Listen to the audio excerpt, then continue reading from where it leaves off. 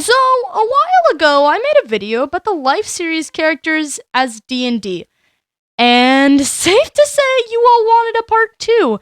I can't thank you all enough for all the support, and everyone who gave me suggestions about what races and classes everyone should be in the comments. So, today, I'm going to be drawing 5 more designs and giving you the backstory for each character. Remember, this is about characters only, and not the real-life people who play the series. This is all in good fun, and I don't mean to offend anyone with this video. Also, this is a part 2, but you don't need to watch the last one to enjoy this video. The last video has 4 more characters for you to see, though, so if you're looking for more life series D&D, you can watch that one next. It's very fun. So, without further ado, let's get started. Martin was still being watched. Now it wasn't only when he closed his eyes, he could feel it during the day, too. Dark pupils trailing him as he scribbled down his notes with furious speed, as if stopping for one moment would let those eyes take his thoughts, too. Martin is a half-elf cleric. For those of you who don't play D&D, half-elves are a mixed bloodline of humans and elves, who are a mix of humans down to earth nature and elves nobility. And a cleric is a holy warrior who fights on behalf of their patron. Martin had always been fascinated by spirits, the idea of lingering traces of something long gone that were just clinging to this world. As a young boy, he read everything he could on ghosts and strange happenings, and when the time came to pick his field of study, he decided to be a cleric at human school. He had never been the best at studying topics that didn't interest him, which made elven school far too rigorous for his taste.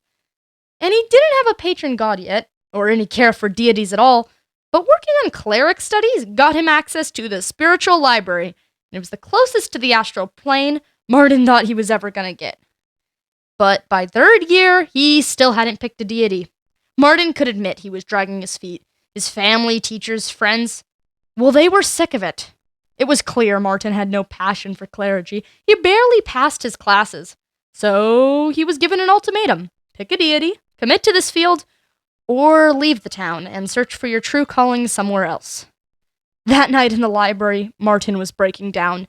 He couldn't lose this resource, his teachers, the information packed into these walls. He could pick a random deity and claim to serve them, but that seemed like a good way to make powerful enemies. And while he was pondering this, he saw a figure. Tall and dark, its large wings feathered in black. Eyes all over it. You want someone to serve, little boy? The figure laughed, a disconnected, stilted sound. Well, you may serve us. Martin scrambled for his camera. He took a picture of the figure. That was unlike any god he'd ever heard of. That shadowy film, its disconnected voice, it was like a ghost. That night, Martin stole as many books as he could carry, and he ran away. He had been spending his days in the basement of a theater. A kind gnoll offered to let him stay there, and Martin was too desperate to question his motives. His interest in ghosts had spread to an obsession, and it was consuming him. The teeth only tightened around his neck. That figure he had seen that night, it didn't match anything in his textbooks. It didn't exist. Or at least no one had proven its existence yet. As he poured himself deeper into the research, he got more paranoid. Each time he went deeper into his studies and came up empty, he could feel the eyes, crinkled with amusement. He was failing to find them. He was failing, and they were watching every second of it. Martin locked the basement door. Thumbtack String, Ren, the gnoll he had befriended, still stopped by every day to drop off food and ask how Martin was doing, which he appreciated, even if he never opened the door. They watched him write his notes, compile his evidence. They laughed as he tried to outsmart them. They were entertained by him, entranced by this fool's errand, because those dark eyes always disappeared by the time he turned around. Martin was very fun, and unfortunately, most of his interesting character elements are below his waist, so his speed paint was my least favorite to do. Despite that, I really liked drawing his insane conspiracy theory notes, and the little bit of purple eyes on his right cheek was a fun, evil detail. The necklace is meant to resemble prayer beads as well, if you've seen Bruce Almighty. You know. Applause. Thundering applause. That was Ren's favorite sound. The smattering of hands together as he stepped out into his kingly robes and took his bow. The dripping of fake blood down his neck as he died night after night just to entertain. For 3 hours at a time, he didn't have to be Ren. He was the Red King, and everybody loved it. Hey, something important to go over before I get into the Ren story. During the research for this video, I realized there's no official dog-like race for D&D, and that was unacceptable. His name is Ren the dog. I couldn't not. My dungeon master lets us play certain monsters or monster hybrids as homebrews, so after quite a bit of thinking, I decided to make him a descendant of gnolls, a hyena-like monster, and tie it into his theater backstory. I thought about using dogfolk or some other homebrew, and I may do that for a future character, but I like keeping these mostly canon, so using an official monster hopefully makes everyone happy. I'm sorry. Ren is a gnoll bard. A gnoll is a hyena-like humanoid monster, which are made through demonic influence and bloody conquest. And a bard is a musician or actor who draws power from their performance. Ren is a monster, by definition. He has sharp teeth, a snout, hooked claws, but he's never felt like a monster. He doesn't have matted fur of other gnolls. He doesn't eat people. He dresses in normal clothes, if a bit big, and he lives in a town. He was raised by humans and civilized kobolds. He would play with the other children like normal. People would call him to help carve up meat in the butcher's shop or chop down trees. He performed shows with an acoustic guitar in the town square every Thursday and Saturday night. In his small town, everybody loved him. Moving away was a little different. People weren't quite as kind. But that was okay. He could win them over. A few songs, some smiles. And he was run out of 6 towns before he found the Help Wanted poster. He was in a big city, meant to be a melting pot of other races. He was hoping that would let him stay covert, at least for a little while. And one day, he found a Help Wanted poster, the insignia of one of the biggest theaters in the world, stamped onto that paper. Auditions for the Red King's Ballad this Wednesday. Ren showed up to the auditions with all his hope, and he did well. Not only well, he got the lead role. Not because of his acting experience, but because they wouldn't have to use any prosthetics to make him look like a monster. Mat up his fur, pour in some blood, and Ren really was a nightmare. Oh, and gosh, he was happy to be terrifying. Originally, his fellow actors were scared of him, but it didn't take them long to realize Ren was just a big softie. He quickly became one of the most beloved people on set, and each show, he came undone. He became a dictator, a murderer, a monster, before a pair of survivors from the desert stabbed him through the heart. The final words, "Red winter has ended," always left the audience starstruck. People traveled for miles and miles just to see it. Ren's life was on the up and up. He let a traveling cleric stay in his theater basement. Real nervous folk. Ren was secretly hoping he would audition for the King's Hand soon. He was perfect for the role. So it was a little disheartening when he locked the door. But Ren could wait. One day, he would come out. One day, he would finish this research, and Ren would see those shocking eyes again. And for now, he was content. For the best life a monster could ever hope for. Ren was really fun to do. The main problem I was having was trying to make him look like a gnoll, while also having him look like a dog. Gnolls are similar to hyenas, and that's why I rounded his ears and gave him the bigger grin. His fur isn't matted, though. He takes care of it. On my original design, he didn't have the glasses, but I added them to be reminiscent of the sunglasses on his Minecraft skin, and also I like the docile little pup look it gave him. Ren's not a monster, he wears shades. Scott had always been noble. He was the strong sacrificer who had dedicated his life to Elfkind, to his family, to his home. It was that sacrifice that drove him to fake his own death and go far, far away. Scott is a paladin high elf. A high elf is one of the most noble creatures, most intelligent, graceful, and even more powerful than normal elves, who can live to hundreds or even thousands of years. And a paladin is a holy warrior, whose magical powers come from a sacred oath. Scott had always done what was required of him. And that wasn't a tragedy. He liked being of service. He liked being prince to elvenkind. He liked being the golden child of a golden race. He liked feeling beautiful, powerful, and needed. At 120, he swore himself to a paladin oath. promising to do whatever would be best to serve the High Elves for as long as he lived. And that oath was what eventually forced him into death. His father didn't sugarcoat the news. "Son, you're 170 years old. It's about time you were married." And that was the day Scott learned he was engaged. He had seen the portraits. She really was beautiful. A dark elf princess by the name of Pearl. Her dark glowing eyes, her midnight skin, her moonlight hair. Scott couldn't have asked for a more beautiful bride. And yet she was something that could never be accepted. An alliance with the Dark Elves would prove disastrous, he was sure of it. She was crazy, and that meant the only way to protect his kind would be to deny her hand. Turning down the princess of their nation would surely lead to war, but if her husband-to-be died suddenly and violently, tragically leaving no other sons for her to marry, then that would be that. It was a night when Scott decided to fake his own death. A torn pair of his armor, a shallow cut on his arm that looked like he had used to soak the fabric, a lock of shredded hair. That was all Scott needed to leave behind for his parents to believe their son was dead. Still so young. He decided to find a town to stay until the news of the prince's death died down. He met a necromancer who appeared to be about his age in human years, named Cleo. They were working at a taxidermy sculpture shop and offered to let Scott stay with her as long as he waited for his identity to fade away. She even offered to change his appearance through body modifications, which Scott turned down, although he was grateful for the option. Everything seemed to be working out for him, or at least it was, until the very princess he rejected knocked on Cleo's front door. Scott was my second favorite design I did. Blue, orange, and gold is one of my all-time favorite color combos, and I love drawing royals. His armor gave me a little more trouble. I had never drawn armor before, but I liked how it came out. I gave him much longer ears than Martin, just because high elf ears tend to be longer than half elves, and his hair is also long.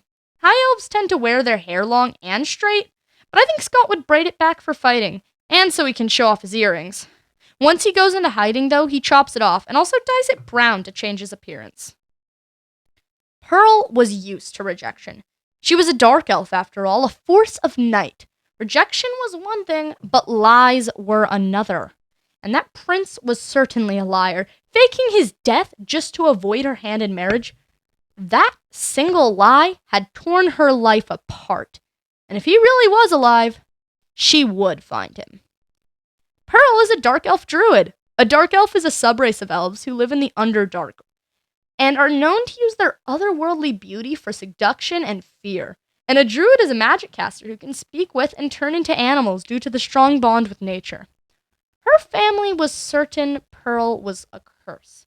Her best friend had died at 110. Her sisters all went missing.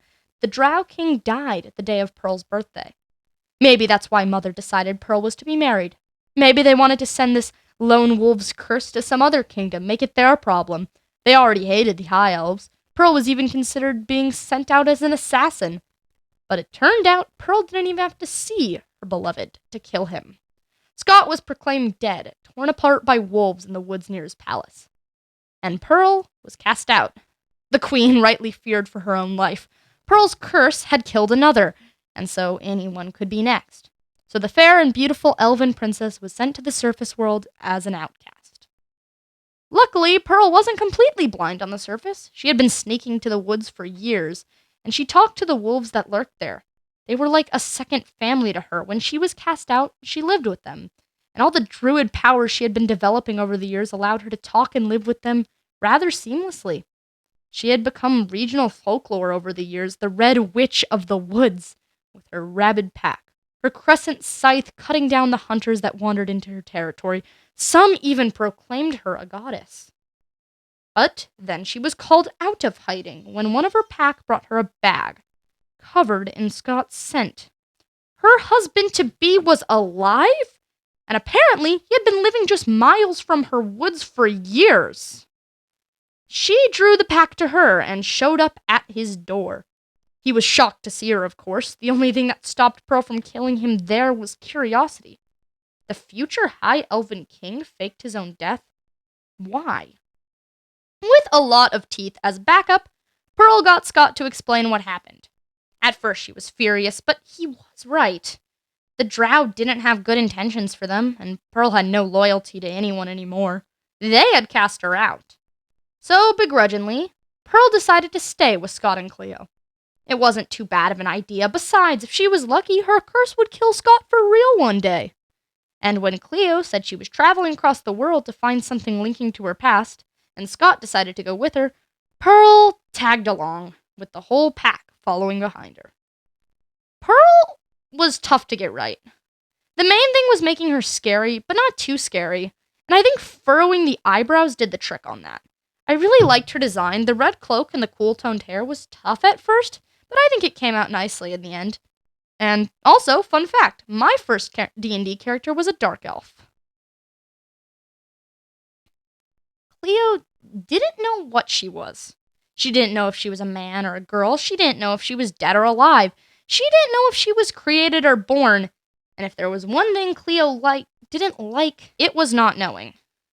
Cleo is a necromancer of unknown race. A necromancer is a magic user who seeks power over death, and are known for reanimating corpses and making unholy monsters. Cleo had woken up crammed in a cardboard box outside of a library. Every movement she made was stilted and broken, like she had been torn apart and then smashed back together. Her voice was accented from a country she had never been. She had never been anywhere. So Cleo was 3 days old when she learned what life was, and more accurately, how she didn't have it. She was an experiment made by a forensics doctor who was recently outed for stealing body parts and trying to make minions. Apparently, some of his experiments were taken to a facility to be studied, and Cleo was thrown out. She hadn't seemed alive. They assumed she was a failed experiment, but here she was, awake. It only took Cleo a while to get used to life. She didn't know what she was, not really. Her torso looked mostly human, but her skin had a sick grayish tint, like an old zombie from a movie. Her eyes were squished down and useless, but the other was wide open, unable to blink. Stitches grafted her multicolored skin together like a patchwork quilt, with what used to be an Aarakocra wing hanging off her back like a limp snake. One clawed hand, a half-orc upper arm on her left side. She really was a sight. She wasn't sure what creature her brain had come from, or if she even had one. She already knew she didn't have lungs. Her lack of breathing was one of the more unsettling things people noticed. Cleo was a necromancer, she supposed, by definition, but not like how her creator was. She saved creatures like herself, poor half-baked creations who were abandoned in a world only meant to fear them. She finished what was left, and she ended what was unholy. If Cleo had to be a creature of death, she would do as much good as she could with that crappy set of cards. But part of her didn't want to do this forever. She didn't want to play cleanup. She was already dead. Theoretically, she had an eternity of time to spend. One day, she was going to go find the man who created her, who had made so many careless mistakes before abandoning them, and make him face it. For revenge, sure, but more for answers. Cleo would find out what she was, and what she was meant to do. It was late that night when the High Elf Prince came to her door. A paladin, no less. Most of them avoided creatures like her. The death domain was something holy warriors didn't tamper with. But apparently, he was dead too. Or at least he was pretending to be. When the very princess he had faked his death to avoid showed up, Cleo realized that she had wandered herself into a royal scandal. But part of this excited her. Elves were practically immortal, so Cleo didn't have to worry about them dying long before her. And they were both outcasts too. Pearl actually lived in the Underdark. She understood the shadows. So when Cleo asked them to come with her to find their creator and bring him to justice, everyone agreed. And so the group was off, trying to make sure no other creatures were brought to life just to be abandoned. And oh boy, I saved the best for last. I loved Cleo's design. She was definitely the most fun I had making. Her skin and hair is true to her original skin, but I decided to mess with her eyes a bit, and that really sold the necromancer look for me. The one open eye makes her look really patchworked, which was the intention. And I also, on a whim, gave her white lipstick and a lip piercing, which kind of reminded me of, like, Cleopatra or Egyptian princesses. The opened eye is slightly Coraline-like with the button design, which wasn't intentional, but I'm not mad about it. And I took the blue sweater torn crop top thing she wears and made it into a see-through shawl. Why? I don't know. It was pretty. This character truly drew herself.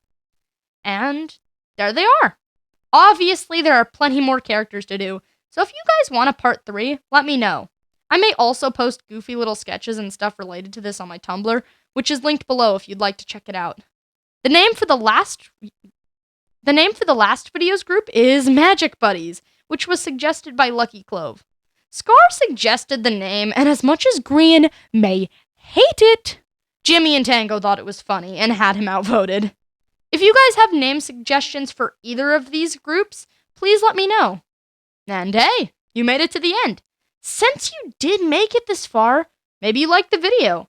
And if so, please consider subscribing. It would be very cool. The link to my commissions and my book are in the description below. Please consider checking these out. Thank you all so much for watching, and I hope you all have a wonderful rest of your day.